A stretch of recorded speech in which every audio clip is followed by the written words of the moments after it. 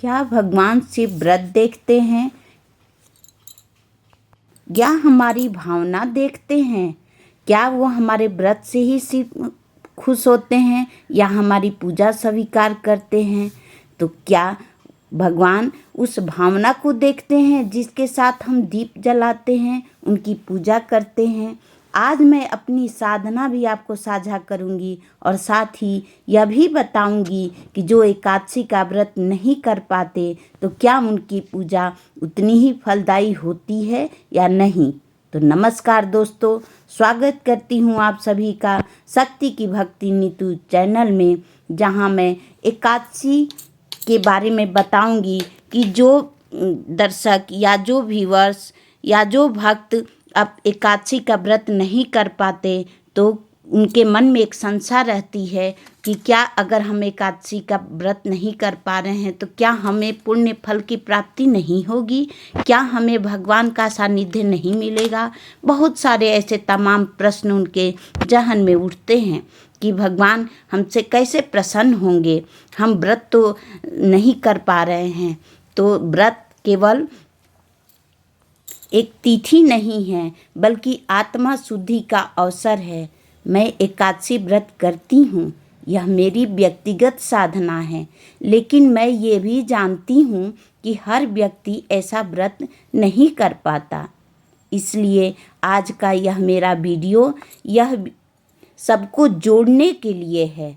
शास्त्रों में एकादशी व्रत को बहुत ही पवित्र माना गया है, लेकिन कहीं भी यह नहीं कहा गया है कि बिना व्रत पूजा स्वीकार नहीं होती है।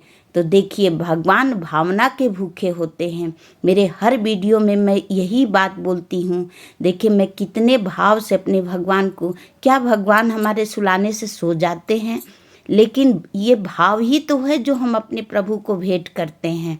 तो भाव से मैं अपने प्रभु को रोज़ सुलाती हूँ और रोज़ सुबह उनको उठाती हूँ बड़े प्रेम से। मैं अपनी माता रानी, अपने भगवान के चरण दबाती हूँ, सुबह उठ करके उनकी सेवा करती हूँ। इसी में मैं प्रसन्न रहती हूँ और इसी से भगवान भी प्रसन्न होते हैं, वो हमारे भाव को देखते हैं। व्रत का उद्देश्य शरीर को साधना, मन को शांत करना और इंद्रियों पर नियंत्रण करना होता है। यह साधन है, साध्य नहीं।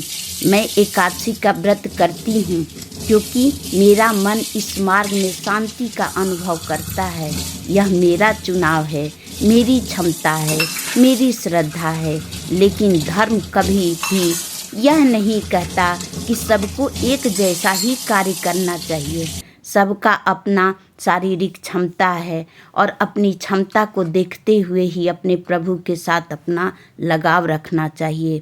बहुत से भक्त यह सोचकर दुखी रहते हैं कि हम व्रत नहीं कर पा रहे हैं, शायद हमारी पूजा अधूरी रह गई है। लेकिन शास्त्र बहुत साफ कहता है, भगवान भावना देखते हैं।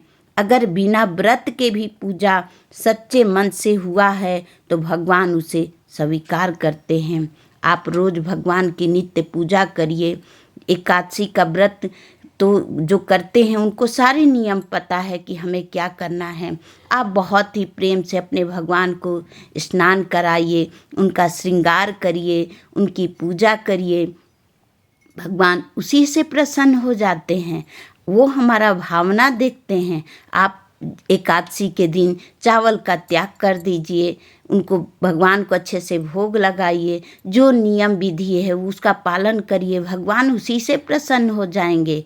तो इसलिए ज़्यादा चिंता में पड़ने की ज़रूरत नहीं है। देखिए, मैं अपने भाव से अपने माता रानी का श्रृंगार करती हूँ, रोज़ उनको कंघी करती हूँ, उनको सिंदूर लगाती हूँ। तो ये मेरा भावना है, भाव से ही भगवान प्रसन्न होते हैं। उनको हमारे व्रत की ज़रूरत नहीं है। रोज़ तुलसी मैया का सेवा करिए, उसी से भगवान प्रसन्न हो जाएंगे। विज्ञान भी मानता है कि हर शरीर की क्षमता अलग होती है। कुछ लोगों के लिए लाभकारी तो कुछ लोगों के लिए हानिकारक होती है। इसलिए शास्त्र कभी शरीर को कष्ट देने के लिए नहीं कहता। अगर आप एकादशी का व्रत नहीं कर पा रहे हैं तो कोई बात नहीं, आप सरल भाव से आप जैसे रोज़ की पूजा करते हैं वैसे ही करिए और उस दिन संयम रखिए। फिर अगर आपको एकादशी का फल नहीं मिला तो फिर कहिएगा। भगवान ज़रूर आपको एकादशी का फल देंगे बिना व्रत किए। भगवान विष्णु जी, कान्हा जी हमारे माता पिता की तरह है। जैसे माँ बच्चों की क्षमता देखती है, वैसे ही भगवान हमारे सारे सामर्थ्य को समझते हैं।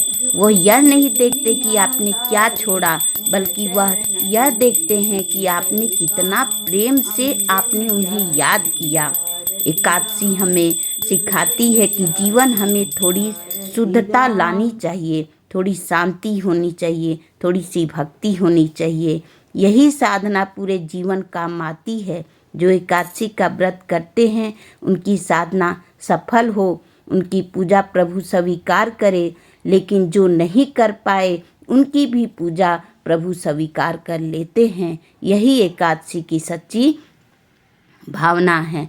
तो इस तरह से भगवान की पूजा करें और भगवान को भोग लगाइए। मैं माता रानी को, अपने भगवान को भोग रोज़ लगाती हूँ और पर्दे में भगवान को भोग दे देती हूँ। तो इसी के साथ अपने वीडियो को यहीं पर विराम देती हूँ और आशा करती हूँ कि आपको वीडियो अच्छी लगी होगी। तो please like, share, subscribe my channel. Thank you. धन्यवाद।